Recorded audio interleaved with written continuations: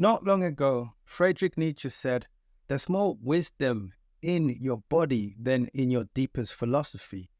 And although this may be a quote that does not resonate, does not matter, does not move you, there is a secret inside this quote. A secret that I, Michael Lorenzo Levinossi, aka Mike Larry, is here to tell you, not just you, but the whole entire world. I want to teach you about the wisdom of the body. You see, Friedrich Nietzsche wrote a very famous book. The book is called Beyond Good and Evil, Prelude to a Philosophy of the Future. In this book, Friedrich Nietzsche was trying to communicate something that he could not quite articulate. Nonetheless, in trying to do so, he has become possibly the most influential philosopher of modern times. Now, what did Friedrich Nietzsche mean by a philosophy of the future? In this book, Beyond Good and Evil, a philosophy of the future, Friedrich Nietzsche anticipates that there will be philosophers of the future, and these philosophers of the future will be the ones who deliver the philosophy of the future. Yet, there is a secret in the aforementioned quote. There is more wisdom in your body than in your deepest philosophy. This hint tells us exactly what the philosophy of the future is. You see, Friedrich Nietzsche died in 1900, right? And after his death, there was an advancement in mathematics. In 1928, there was a genius, a mathematical genius, a man known as John von Neumann, and he published a book on the theory of games of strategy, right? He published a paper, I should say. This paper discusses how we can understand strategy from a mathematical perspective.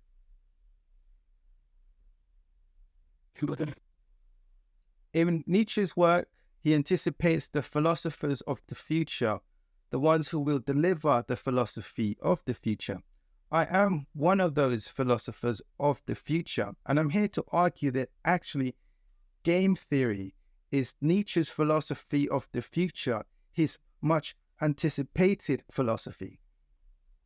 And this is due to the fact that on the book, Beyond Good and Evil, a prelude to a philosophy of the future, Nietzsche is arguing that there is an explanation for good and evil, and that what we think is good and evil is not really good and evil.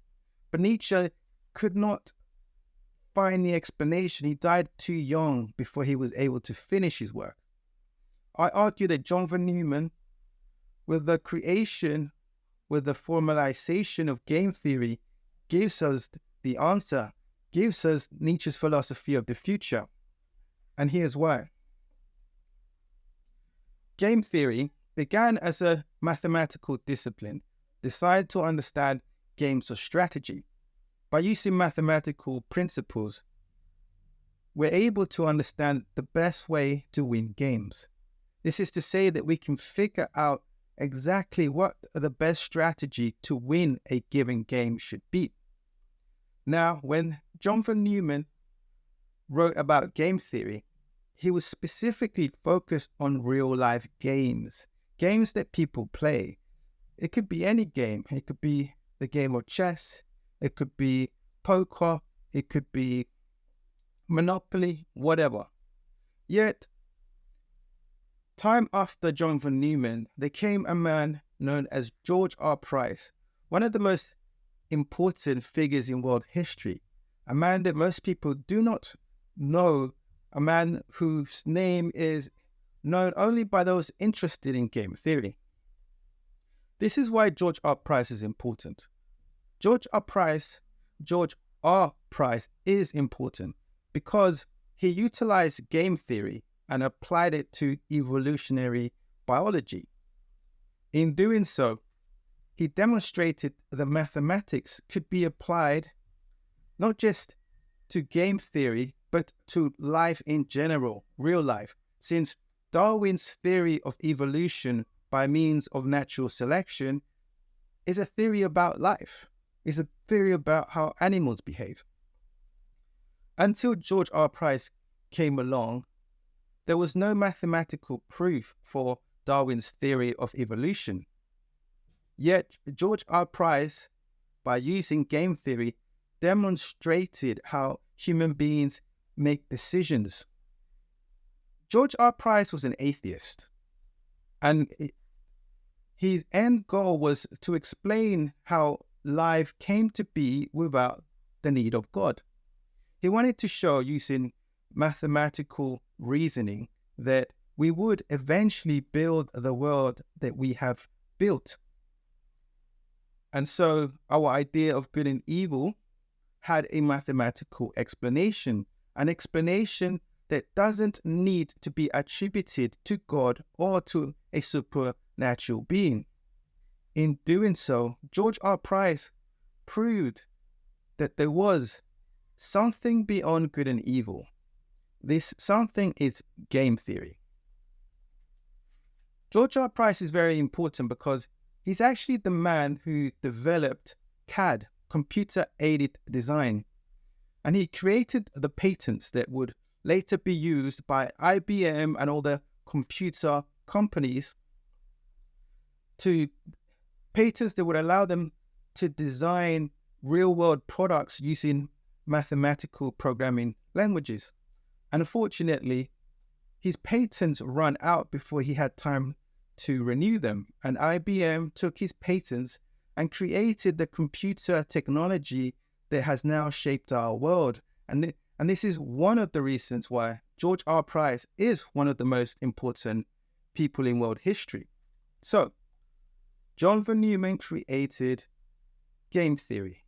George R. Price used game theory to explain Darwinian natural selection. George R. Price's work on Darwinian natural selection became the framework for economics. Until George R. Price, economics was a very wishy-washy discipline. But once George R. Price was able to demonstrate that organisms make decisions based on mathematical principles, economists adopted game theory and applied it to economics. And as you can see, economics has gone on to change the world.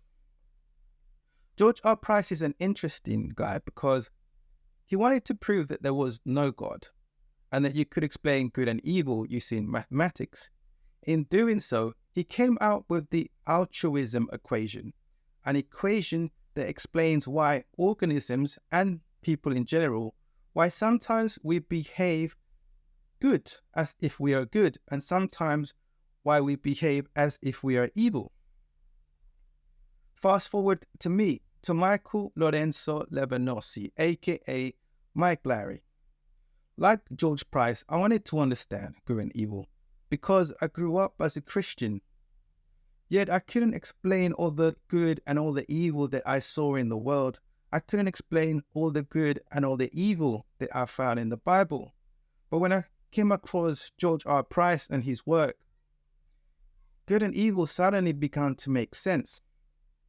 But this is ironic because George R. Price, he wanted to prove that there was no good and evil. In doing so, proving that God had nothing to do with the way organisms had evolved. But the irony is that in the maths, in the mathematics, once George R. Price had made his calculations, something extraordinary happened. He realized that the maths was so complex that it could only have been created by a higher intelligence. And believe it or not, George R. Price became a Christian. Yes, he converted from atheism to Christianity by trying to prove that there was no God, which is ironic. As it happens, George R. Price decided that he wanted to be altruistic. He wanted to become a proper Christian. He wanted to help people out. And he used his money to help some of the most deprived people in London. George R. Price is an American, but he migrated to London. While helping all these people, he became very sick. He stopped taking his medication because he believed that God would ultimately heal him. Long story short, all the people that George R. Price helped took advantage of him, took all his money. And because he stopped taking his medicine, he became so ill that he died tragically early on in life, believing that there was a God. But sadly, Christianity, it didn't save him, it led to his downfall. Anyway, to summarize, game theory proves, in my opinion, that there is no good and evil. And I'll tell you why, right? I am a game theorist, a self-taught game theorist. I've come to realize that there are two types of game theory. I guess you'd have to read my book to understand the full details, but I will be exploring these ideas in this channel. You see, we have intellectual game theory. This is the game theory of the intellect, the game theory of the mathematicians like John von Neumann and George R. Price. This is intellectual game theory, according to me, right? But there's another type of game theory. I call it instinctive game theory. The game theory that people naturally understand, not just us, but organisms in general. We all understand game theory via our instincts. And it is this understanding of instinctive game theory which led to the creation of good and evil. To put it simply, in the animal kingdom, well, before I get to that, it's important to note that George Price's altruism equation gave Darwinian evolution a solid foundation because, you see, Darwin had a problem. According to his theory of evolution by means of natural selection, evil should be more abundant in the world than good. Because if survival is the survival of the fittest, surely we should be all doing bad things to other people so that we can become the fittest and rise in the hierarchy. However, as you can see, according to Darwin, most of the time people are actually working together. People are doing good things. There are businesses, there are churches, there are nations. Good is more abundant than evil, right? In terms of people working together. However, George R. Price, using the altruism equation, he made the point that all the good that we are seeing in the world is not good at all. Every time someone does something good for someone else, every time you see people working together, they are doing it for their own selfish interest. They are not being good at all. Evil is all there is. So let's define what is good and what is evil. From a game theoretical perspective, goodness is nothing more than cooperation. This means working together, right? Yet the opposite of cooperation is defection, which means not cooperating and competing. If you follow it to its full conclusion, competition leads to war. So, in nations and in churches, in communities, people are working together, right? That is a survival strategy. So I argue that there are two fundamental survival strategies in the animal kingdom. You have cooperation, which means working together, and then you have what Nietzsche called a transvaluation of all values. And this is how Nietzschean philosophy fits in with game theory, because from my perspective, I realized that Nietzsche was describing game theory all along. He just didn't call it game theory. He didn't call it game theory because game theory hadn't yet been formalized. Nietzsche died in 1900.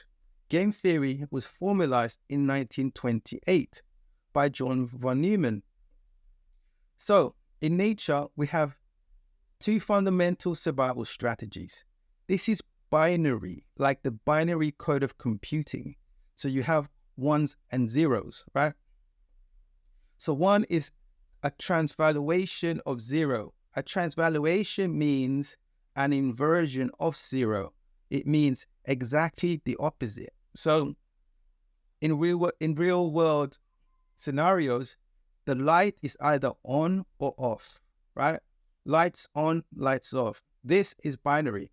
This is what binary code does. Signal on, signal off, ones and zeros. So cooperation is one of the two fundamental survival strategies. Cooperation means working together.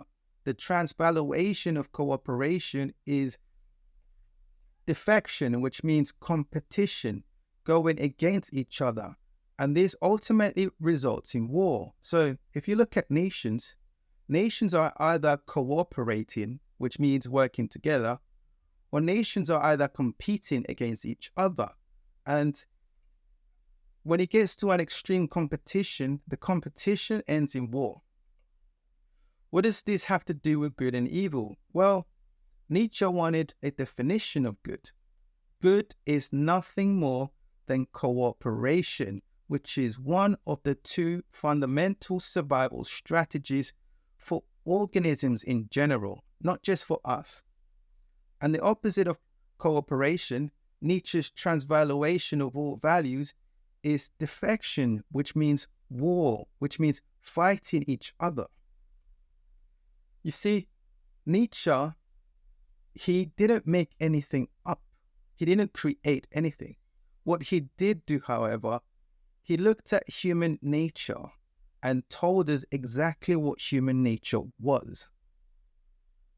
In doing so, he made us face something that we had been ignoring since forever, because there is evil inside every single one of us. This is to say that every single one of us is driven by self-interest, right? But we lie to ourselves and we lie to others so that other people will cooperate with us. If you tell someone, I'm only helping you because I want to get something in return, people are not going to think that you're a good person, are they? They're going to think that you're a user. But if you pretend to be helping others because of the kindness of your heart, people will say that you are good, and they are more likely to help you in return. And this is what George R. Price meant with his altruism equation. For example, if you give someone money, a beggar, out in the streets, if you help a woman carry her heavy bags, if you help someone doing some DIY, and you don't get anything in return, you're just helping the community. Who helps the community the most? Politicians.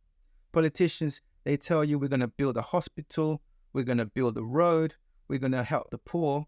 And so in everyone's eyes, you could say politicians are really good people because they are helping others.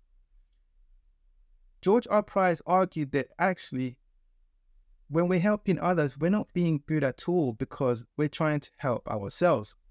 The politician is building roads, hospitals, and helping the poor only because he wants you to vote for him, right? So directly, he's not asking for anything in return, but indirectly, he is hoping to get something in return. His good reputation for helping others will spread throughout the community. And then when it comes to voting time, people would vote the politician. In political office, the politician will make a lot of money. And by making money, the politician is going to fulfill his life's ambition. His life's ambition is going to be power and wealth. So every little good that the politician does, he does it for the selfish end goal of acquiring more power and more wealth. Likewise, normal people in community, you might help an old lady, you might help a tramp, you might help a lady carrying her bags because you want these people to think that you are good, right? Our ancestors, they came from small communities, say small family groups, small groups of villagers. In these small communities, eventually everyone would know everyone. So imagine you're part of a hunter-gatherer community of 100 individuals. Every time you help one of these individuals, people keep a mental score. They're going to say, oh, Larry helped me with the wood, carrying some wood. Larry helped me doing some fishing. Now when Larry turns around and says to that villager, can you help me with something? That villager feels that he owes something. And because he owes a favor, then he's more likely to help. And this owing, this feeling of owing people stuff, forms the basis of the monetary system. Our whole entire monetary system is a system of debt. We owe people money. This is why we go to work. Because you owe people money, you have to go to work. By going to work, you pay off your debts. By paying off your debts, you help the banks achieve record profits. And this is what Nietzsche realized, but he just couldn't articulate. He tried to, but luckily for us, we have John von Neumann, George R. Price, and you have me, Michael Lorenzo Levanossi. I am Nietzsche's philosopher of the future. In Beyond Good and Evil, Nietzsche anticipated that there would be philosophers of the future, like John von Neumann, George R. Price, Michael Lorenzo Levanossi, aka Mike Larry, and these philosophers of the future would deliver the philosophy of the future. You see, mathematics has long been understood as a discipline that deals with numbers. Yet, game theory demonstrates that these numbers also apply to human behavior, because when you help someone, you keep a mental score. Like, for example, I did my friend a favor. Now, my friend owes me one favor. These are numbers. This is going to determine how me and my friend behave. So my behavior, I helped my friend because I'm hoping that in the future, when I need help, my friend is going to help me. My friend is now in debt to me. So if I ask him for a favor, he knows that if he doesn't help me, the next time he needs a favor, I'm not going to help him. So we keep in the scores. This is the basis of the monetary system, keeping a score of favors, of who owes who what. And it determines our whole entire economic system, since we're all behaving by keeping tabs on what people owe us, on what we owe them, and also on the good deeds that we make. Yet, some will argue that there is true altruism out there. Some people, as religion likes to argue, do things just because they are good and because they are not looking for anything in return. This is true altruism and completely unselfish altruism. However, utilizing George R. Price's altruism equation, we can say, from a game theoretical perspective, that there is no such thing as true altruism, because even when we examine the altruism of religion, what we find is that people are good in religion, in Christianity in particular, because they are hoping that God will ultimately reward them with a life, with a never-ending afterlife in heaven. So we ourselves recognize that all the goodness that we are doing, it's only because we want something in return from God. We are seeking some kind of reward. And this is the biblical truth, the biblical proof that even in the Bible, right, altruism is reciprocal altruism. It is selfish from the beginning. All in all, according to George R. Price, according to Friedrich Nietzsche, the only thing that drives us is self-interest. We are completely selfish. Friedrich Nietzsche called this the will to power. Every organism is driven by a will to power, a drive that drives them to acquire even more power. And no matter how much power they acquire, they still want more. Yet, I argue that the will to power is exactly the same as natural selection.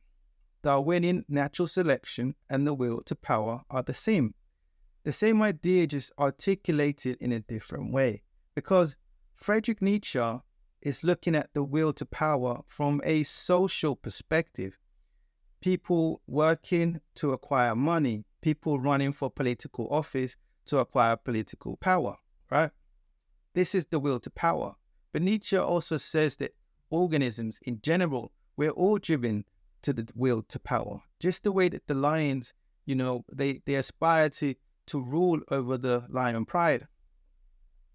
But then Darwin is describing the same phenomenon, but from a biological perspective. And Darwinian natural selection describes exactly the same phenomenon of organisms going to war, doing battle to rise to the top. From a game theoretical perspective, natural selection and the will to power, they both describe the fundamental survival strategy of competition. Competition and war are the same thing. Competition is a mild version of war. War is ultimately an extreme version of competition in which we try to outkill each other, right? If you can't just outcompete someone, you try to kill them, right? But the transvaluation, the inversion of going to war is working together. So even in our entire society, businesses try to get people to work together. Armies try to get people to go to war. So a business is a transvaluation of the army, because businesses, they don't want to kill people. They just want people to work together inside the business to provide goods and services, and they want customers around the world. From a game theoretical perspective, cooperation leads to what is known as a positive sum game. A positive sum game is basically when people cooperate and everyone gains something, a plus, from the cooperation. The transvaluation of a positive sum game is a negative sum game. For example, war becomes a negative sum game simply because even when you win the war, right, you still lose men, you still lose money, your army still gets destroyed. Just look at the Second World War. The Second World War was a negative sum game because 60 million people died, right? Which means all the parties involved, all the nations, they all lost human beings. This is a negative, it's a biological loss. This is a negative sum game. After the Second World War, we went to business, and it was a positive sum game because all those who participated in the positive sum game of business, they gained employment, they gained money, they gained goods and services, and most importantly, they gained peace. And this is all Nietzschean philosophy because this describes the transvaluation of all values. The transvaluation of all values is a complete inversion of all values. If you look at war and business, war is a complete inversion of business because in war, you're trying to destroy, you're trying to kill the opposition. In business, that's the last thing you want to do. In business, you're trying to get everyone to work together. You're trying to satisfy everyone's needs. If you're a business, ideally, for example, say you sell smartphones, you want everyone to have a smartphone because if everyone has a smartphone, everyone's going to buy your product. If everyone buys your product, the people with the smartphone are going to be very happy because they have a smartphone that they can use to better their lives. The business owner is going to make a profit. Those who work for the businesses are going to earn a salary. And this is a positive sum game. In game theory, a positive sum game is the transvaluation of a negative sum game. So by utilizing Nietzschean terminology, it becomes apparent that Nietzschean philosophy is game theory.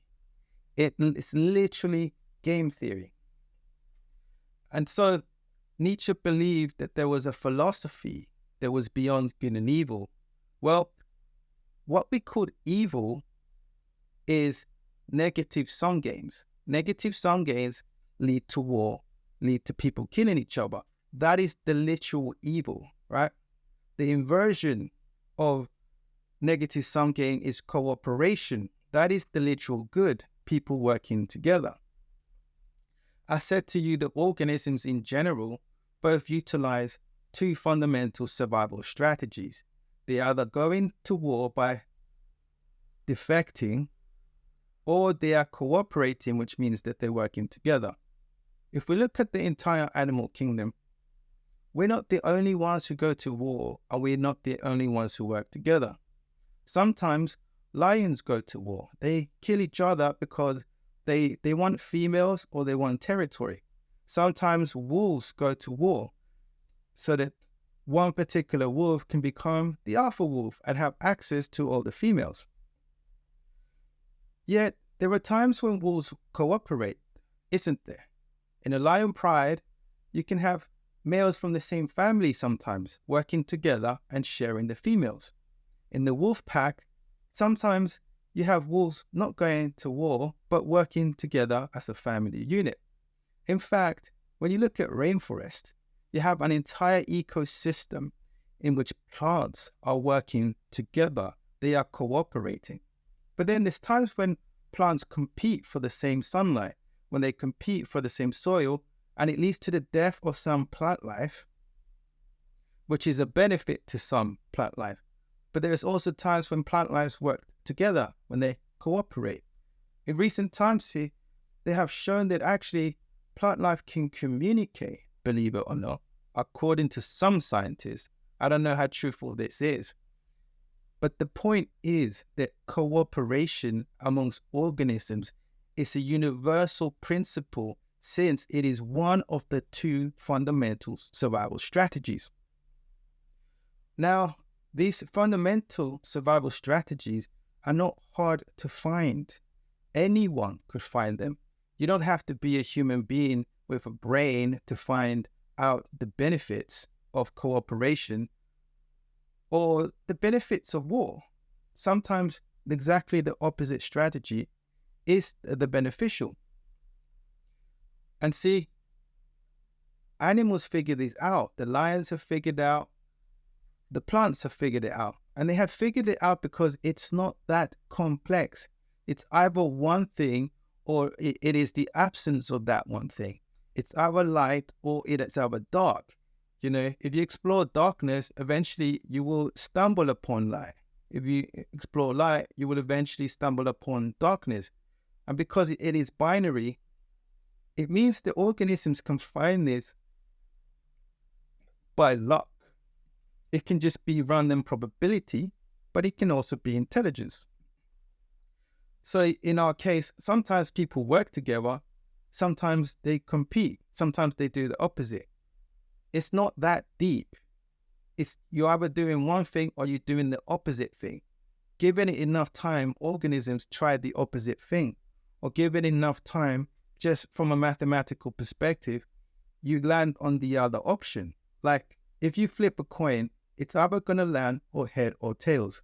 So the fact that we figured out cooperation doesn't mean that we're special.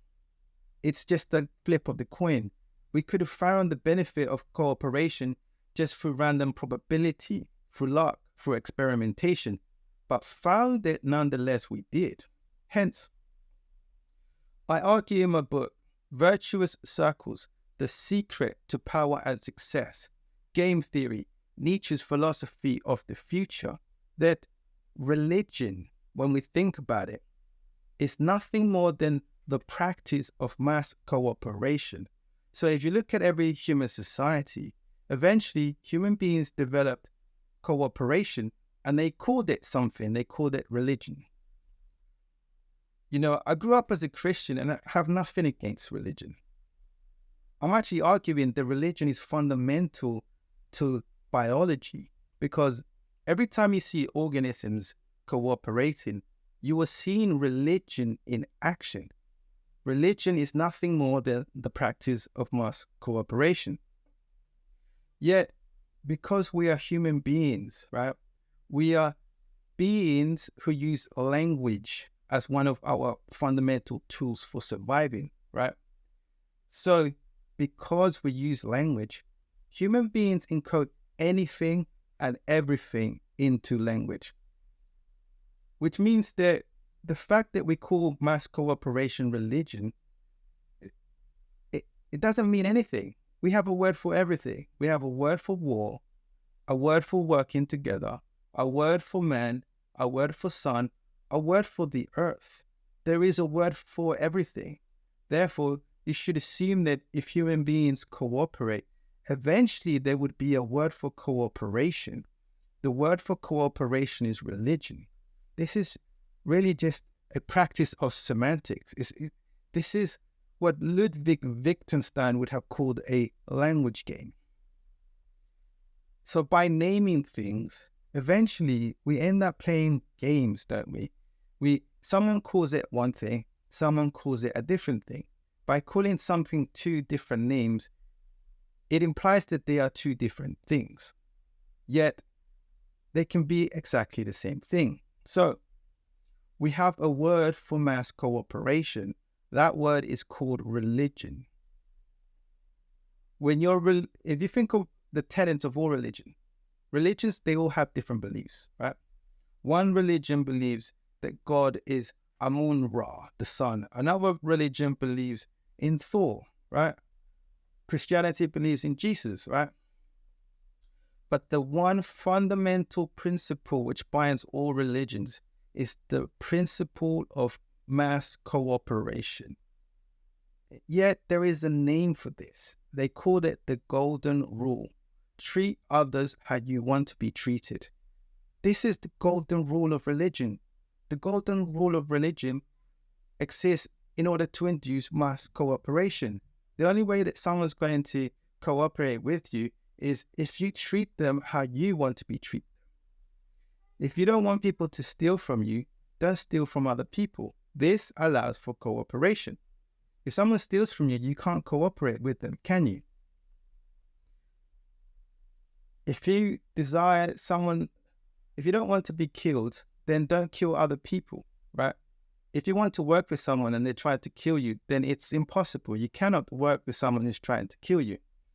Which means that all the rules and all from all religions, every single religious law is designed to try and get you to work with someone. Why? Because cooperation is one of the two fundamental survival strategies. You see, human beings, right? We can't survive by ourselves. In fact, none of the organisms on Earth can survive by themselves. This is why we have an ecosystem. You know, the wolves, they eat the rats eat the mice eat the corn feeds of the minerals from the ground. On top of this, we sit above the animal kingdom and we eat the plants, we eat the animals, which means that at some level we have to cooperate with everything. We have to cooperate with the plant life, otherwise we cannot do our farming. By cooperating with the plant life, we look after the plant life and we benefit because we're able to eat the fruit from the plant life. The plant life benefits because we keep it alive by farming it. You know, there's an argument by vegans, and vegans like to say that we should stop eating animals. And that sounds very noble, and it is very noble. I could see why some people don't want to eat animals. Yet, what vegans don't realize is that if we stop eating animals, the animals that we eat would slowly go extinct because there would be no human beings cooperating with the existence of these animals. Just look at the animals that are the most abundant on Earth. The most abundant animals are the ones that we eat. We cooperate with them. So we keep the pigs, the cows, and the chicken alive because we want to eat them. Assuming that organisms in general all want to survive, it is in the best interest of chickens, of cows, of pigs for us to eat them. Because if we stop eating them, we're going to stop feeding them as well. No one's going to have a farm dedicated to raising animals if it's going to cost them money and time, right? But if there's a benefit to looking after these animals, a monetary benefit, there's going to be plenty of people out there who will quite gladly feed these animals. Just look at the trusted horse, right? About 100 years ago, there was 10 times as many horses as there are now. And this was because we were using the horse as horsepower, horse and carriage, right?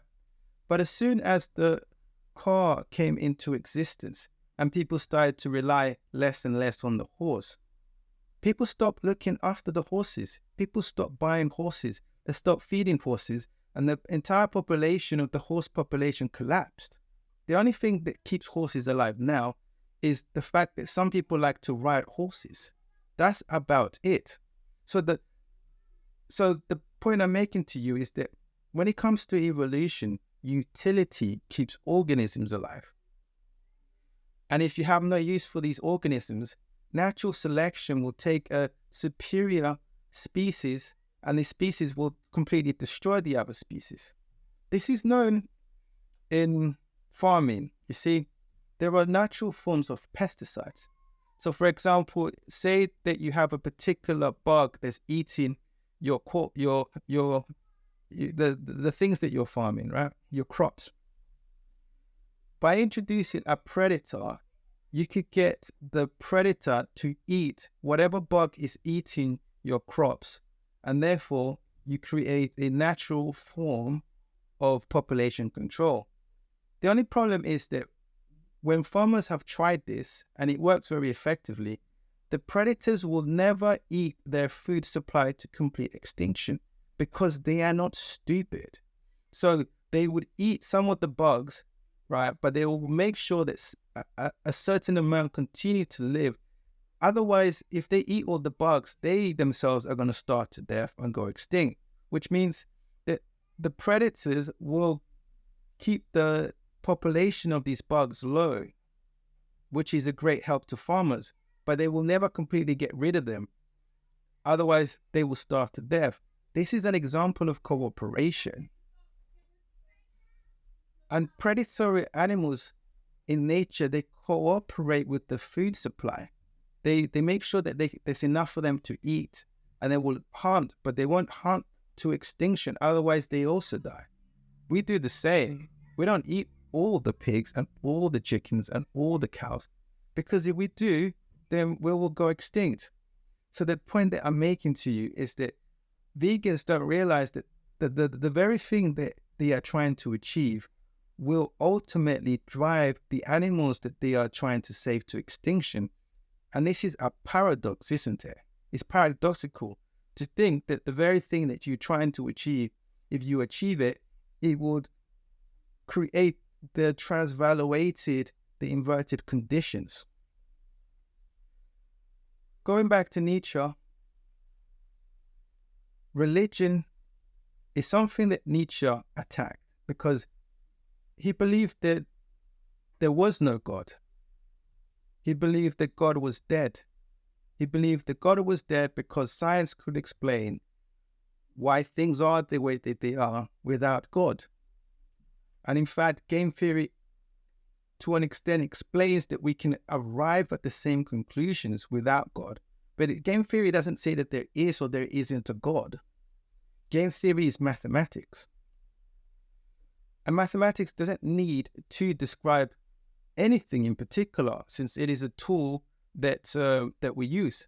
Like, for example, a computer may never arrive at the conclusion that there is or there isn't a God, because it doesn't need to. It wasn't designed for that purpose. We as human beings discuss whether there is or there isn't a God, because our minds are so wide and varied. And so I'm not trying to tell you that there is or there isn't a God. And I'm not trying to tell you that religion is good or that religion is evil. What I am trying to tell you is that there is a mathematical explanation as to why organisms work together. It's very simple. Organisms work together because they want to survive. When you go to work, you work with your colleagues because you all want to make money. If you all make money, you will survive, right? But sometimes we go to war. We go to war with another nation because that nation wants the resources that we want. And if they get them, then we starve. If we get them, then we're able to live and our children are able to thrive. So there is no good and evil from a game theoretical perspective. Survival is all there is, right? And survival is a game of strategy. So when human beings see an advantage in working with others, they work with others. When they think, if I work with these people, my chances of survival go up, then they work with these people. They cooperate, right? But as soon as they realize, if the circumstances change and they think, actually, if I kill these people, my chances of survival go up, then they automatically transvaluate their values and do exactly the opposite. And they're doing it not because there is a God watching and keeping score. They do it simply because they want to stay alive. So for example, imagine you're in the jungle and you're starving, and then you chance upon a lion, and the lion's also starving. The lion's going to think, I'm going to eat the man because I'm starving, right? If the lion eats the man, does that make the lion good or evil? Neither. He's not that good or evil. He's just trying to survive, and you survive by eating. So if the man's there, it's nothing personal. He's just going to eat the man. Yet the man could feel that I'm going to kill this lion, not because I am good or evil, and not because the lion's good and evil, but because the lion's going to eat me. So I really don't have a choice but to kill the lion. And it's interesting because our whole entire civilization, right, is built by human beings who are constantly alternating from cooperating to defecting, right? From working together to going to war. But it's not because any of us are good or evil. We're all just trying to survive. And because life is so complicated, sometimes the only way to survive is to do exactly the opposite thing. So for example, imagine there's two friends, and they're really good friends, two men. And then they both fall in love with the same girl. There's only one girl, right? They both want to have children. They both want to marry the person they fell in love with. Up to that point, the two men were good friends with each other. But now that this female exists, they have to go to war. So they compete. Eventually, one of the girls chooses one of the guys, right? The guy who wins, he's going to feel very happy. And the guy who loses is going to feel very unhappy, right? Because it means that the unhappy guy will not get the opportunity to have children with the woman of his dreams. There is no good and evil in this scenario. There's just winning and losing. One guy won the girl, the other guy lost the girl. See, this is binary, right? But yet, as human beings, we perceive losing as bad because it is bad for our chances of survival. We view winning as good because winning is good for our chances of survival.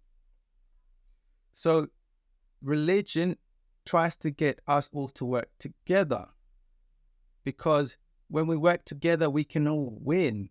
If we all win, everyone's happy. However, sometimes you get selfish people who realize you winning and you being happy means that they can't win and means that they can't be happy. So they go to war to take by force what they see that they cannot have by any other means. And this is the sad truth of our reality. The sad truth is that we're all driven to survive. And every now and then, our survival makes us compete with other people. And yet, because we're all driven by the same nature, which is the will to power, which is the will to survive, because this is the game of life, most of the evil that you're seeing is nothing personal. This is just what the game of life is. So if one man wins the love of his life, and it means that you can't have the love of your life, he didn't do it to hurt you. That's just the way that the game of life goes. And we don't need God to explain this. I'm not saying that there isn't a God. I'm not saying that there is a God. But even without God, the same scenarios will emerge. People will still find reasons to cooperate with each other. People will still find reasons to compete just because this is a game.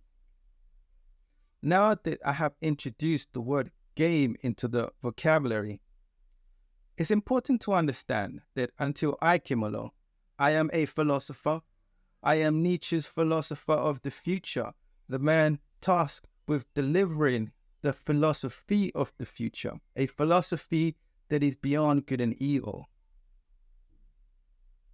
For me to deliver that philosophy, I have to convince you that life is actually and ultimately a game.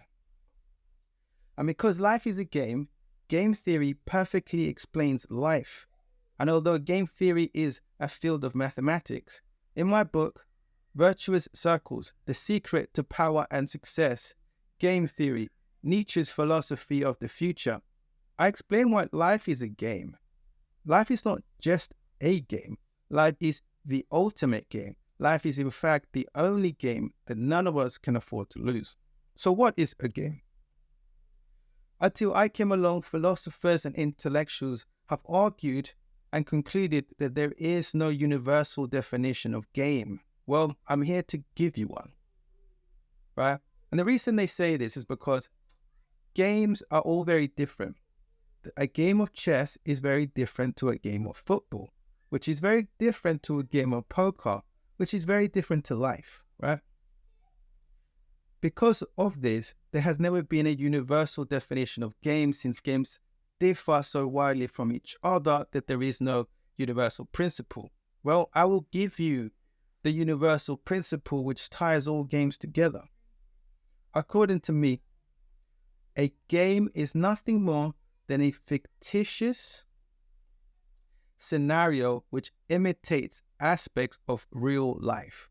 You see, every single game imitates something about real life.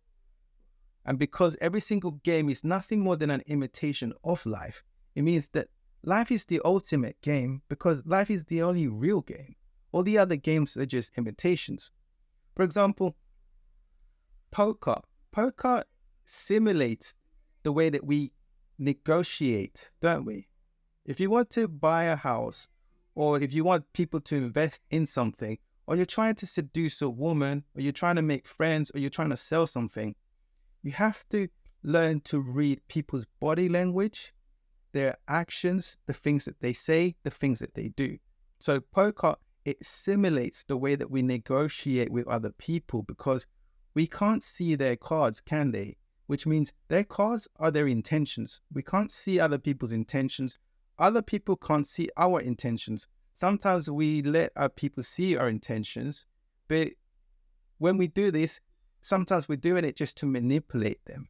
We're doing it to trick them. So poker simulates the way that we hide our intentions and the way other people hide their intentions and how they negotiate. Chess imitates the strategic thinking that generals need to undertake if they are going to battle, right? When we have the sports games like American football, soccer, basketball, they imitate the battlefield. Men go into battle against another army. You see, in the past, our ancestors, they all went to battle, right? But sometimes it was one family group against another family group, one set of friends against another set of friends, one small village against another small village. The sports that we see, they all simulate that battle between small groups of men. And when people have these battles between small groups of men, what tends to happen is that everyone watches, don't they? This simulates the stadium, the people coming to see the battle. If you were in a nightclub and 3 men got into a fight with another 3 men, there would be scores of people surrounding them just watching them. So what we see in stadiums is the same thing, isn't it? It replicates an aspect of real life. Even when you think of battles, right?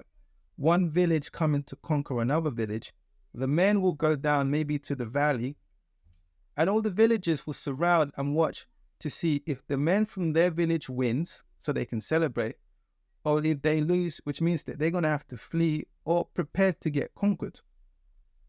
And this explains our cultural practice of watching sports, because it makes us relive an aspect of human culture that has always existed. Even, you see, video games is the same thing. Video games literally replicate aspects of real life.